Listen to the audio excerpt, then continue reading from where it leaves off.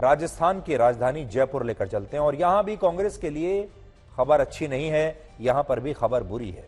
जयपुर में आज सचिन पायलट अपनी ही पार्टी की सरकार के खिलाफ भूख हड़ताल पर बैठ गए और सचिन पायलट मुख्यमंत्री अशोक गहलोत पर खुलकर यह आरोप लगा रहे हैं कि उन्होंने बीजेपी की पूर्व मुख्यमंत्री वसुंधरा राजे के खिलाफ भ्रष्टाचार के मामलों में अभी तक कोई कार्रवाई नहीं की है। 5 साल पूरे होने को आए इस सरकार को और कांग्रेस पार्टी ने चुनाव प्रचार के दौरान पिछली बार वादा किया था कि वो कार्रवाई करेंगे, लेकिन उन्होंने कुछ नहीं किया।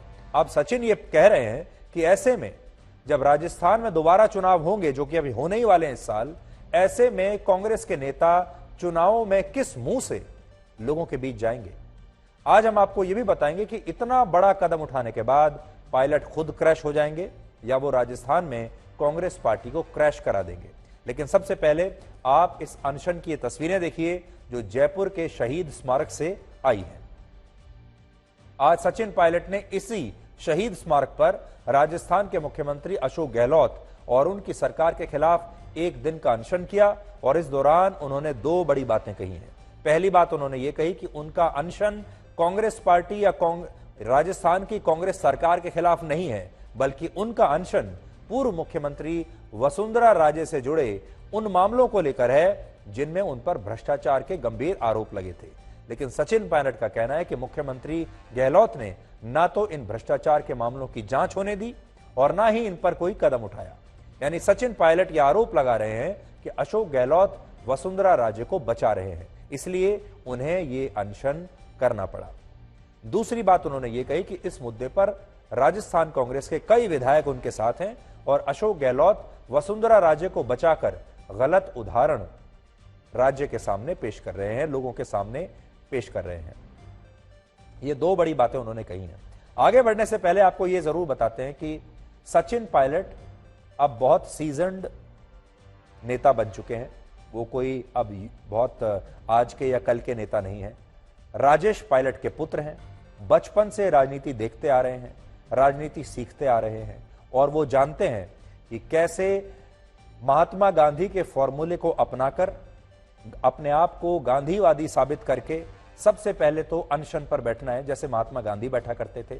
विरोध भी करना है तो अहिंसक तरीके से करना है, जैसे महात्मा गांधी सिखा कर गए हैं। और कांग्रेस पार्टी की तो ये बड़ी पुरानी परंपरा रही है कि अपने आप को गांधीवादी साबित करो, अहिंसा के रास्ते पर चलो और अनशन के रास्ते अनशन करके अपना विरोध प्रकट करो। दूसरा, विरोध करते भी रहो और यह भी कहते रहो कि यह विरोध हमारी पार्टी के खिलाफ नहीं है। विरोध करते भी रहो, धरने पर अनशन पर बैठे भी रहो और यह भी कहते रहो कि ये अशोक गहलोत के खिलाफ नहीं है, हमारी सरकार के खिलाफ नहीं है।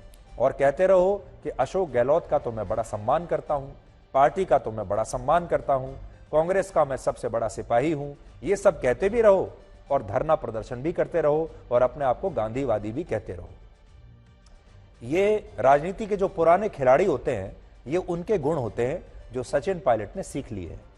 यहां सबसे अहम बात यह है कि 9 अप्रैल को जब सचिन पायलट ने अपनी ही सरकार के खिलाफ यह अनशन करने का ऐलान किया था, तब कांग्रेस पार्टी के शीर्ष नेतृत्व ने उन्हें चेतावनी दे दी थी और उन्हें कहा था कि अगर वो ऐसा कोई भी अनशन या विरोध प्रदर्शन करते हैं तो इसे पार्टी विरोधी गतिविधि माना जाएगा और उनके खिलाफ फिर कांग्रेस पार्टी कार्रवाई करेगी।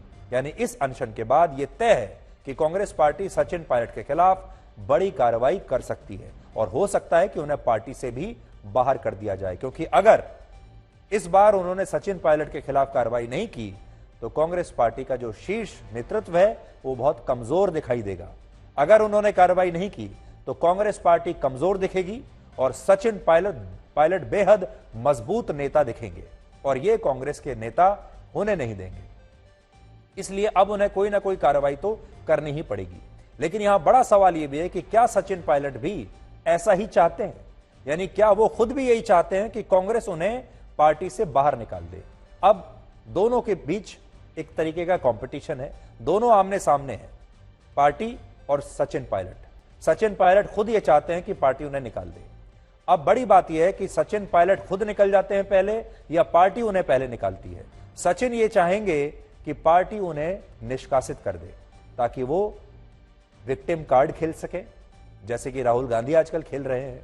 ताकि वो इमोशनल कार्ड खेल सकें, जैसे कि राहुल गांधी आजकल खेल रहे हैं।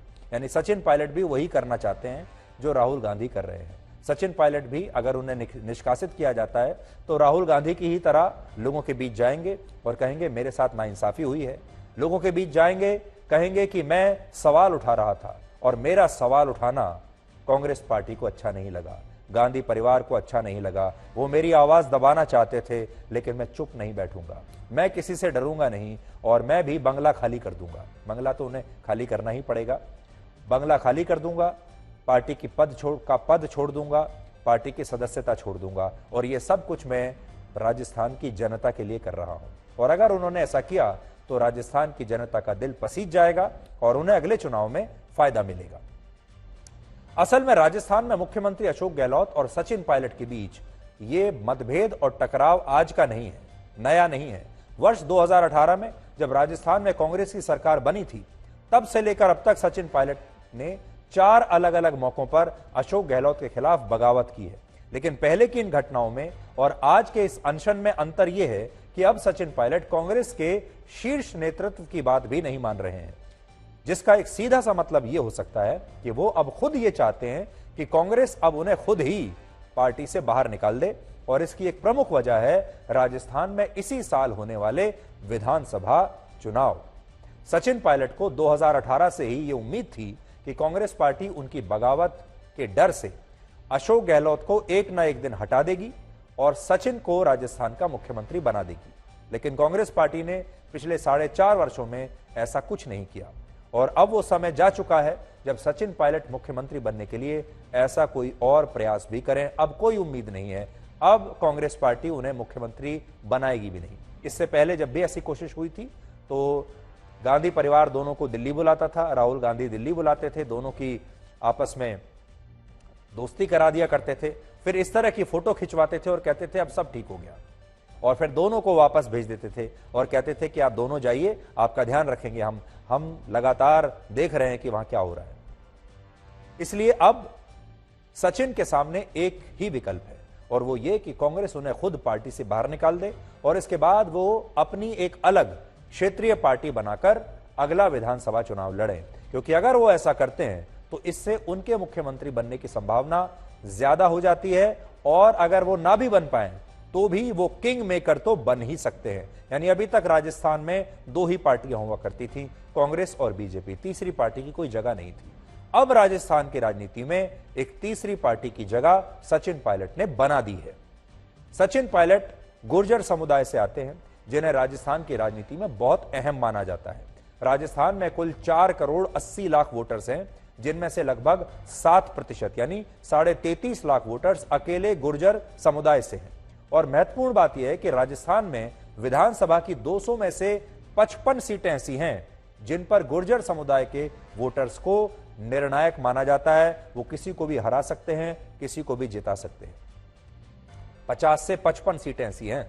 पहले गुर्जर समुदाय का वोट बीजेपी को जाया करता था, लेकिन 2018 में सचिन पायलट की वजह से यह वोट कांग्रेस को मिला और ऐसी ज्यादातर सीटों पर कांग्रेस पार्टी जीत गई जहां गुर्जर समुदाय के वोटर्स निर्णायक भूमिका में थे। यानी आज अगर सचिन पायलट अपनी क्षेत्रीय पार्टी बनाते हैं तो इन 55 सीटों पर कांग्रेस के लिए जीतना मुश्किल कर देंगे और सचिन पायलट काफी मजबूत स्थिति में आ सकते हैं।